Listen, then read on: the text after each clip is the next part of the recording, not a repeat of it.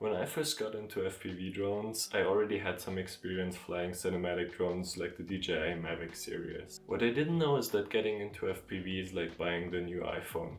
Sure, you're gonna get the bare minimum like a phone, but a charger or even some headphones are not gonna be included. So you might have to buy a lot of things that you didn't anticipate having to buy in the first place. So to kick things off, we're gonna start with the basics you probably already thought about. So obviously the first thing people are gonna think about is the FPV drone itself.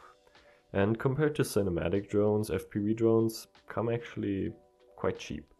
So they can range from around $200 if they're on sale on Banggood to up to $500 or $600 or even $700 depending on what components you choose.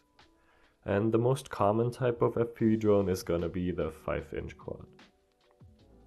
Of course you will need something to control your drone. Controllers come in at vastly different price tags as well, and depending on the brand, size of the controller, and also the RC protocol they're gonna use, they can range from around $80 to up to $200 or $210 for a TBS Tango 2. It wouldn't be called FPV without the FPV goggles, and this item alongside the drone is probably the most iconic item. Depending if you're going for an analog or digital video setup, the price tag is also gonna be very different. Analog goggles can start as little as $60 and range up to $300 to $400 for the higher systems. The digital systems like the iconic DJI goggles will range around $500 to $600 on Banggood. The action camera is gonna be recording your high quality footage, and those can range from $80 for this Runcam 5 Orange up to $500 or even $600 for the newest GoPro Hero 10. Batteries are gonna be the main source of power for your drone, and depending on if you're going for a 4S or 6S drone, those can range from $15 to $25 per battery.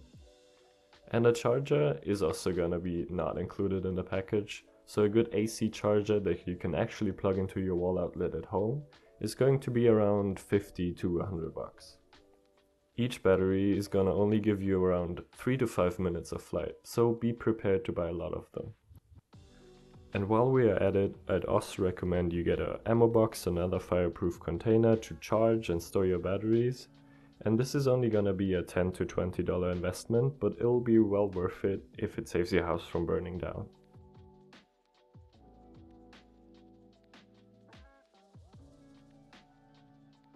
At some point you might also have to swap parts or even want to build your own quads, so a toolkit at this point is gonna be a necessity. You can get very compact packages tailored to FPV for around $20, or you can make one yourself. Same as the toolkit, a soldering iron will always come in handy. And lastly, if you're really into the hobby, you might even get a backpack, and of course, you're gonna get addicted and buy lots of different drones.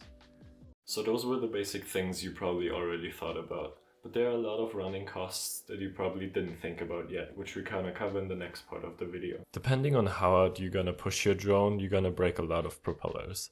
A pack of 12 propellers is gonna cost you $10. Another thing to consider is gonna be the mount for your action camera. Those are most likely not gonna be included in the package, and gonna cost, depending on the action camera or brand you're gonna buy it from, around $20 to $30. I've briefly touched on before that I actually charge my batteries in an ammo box, and for those of course I'm gonna need some extension cables. Depending if you already have some cables lying around or if you're gonna buy them, they're gonna cost you between $0 and $30. Oh, and speaking of cables, depending on how much you crash and how long the cable cord for your battery is gonna be, you also might damage those a lot. So XT60 connectors or replacing the battery cables are also gonna be a common thing. Battery straps, screws, and other accessories are also gonna come in handy. So those are pretty cheap, but still something to think about. And Velcros, battery straps are gonna cost you between $1 and $5.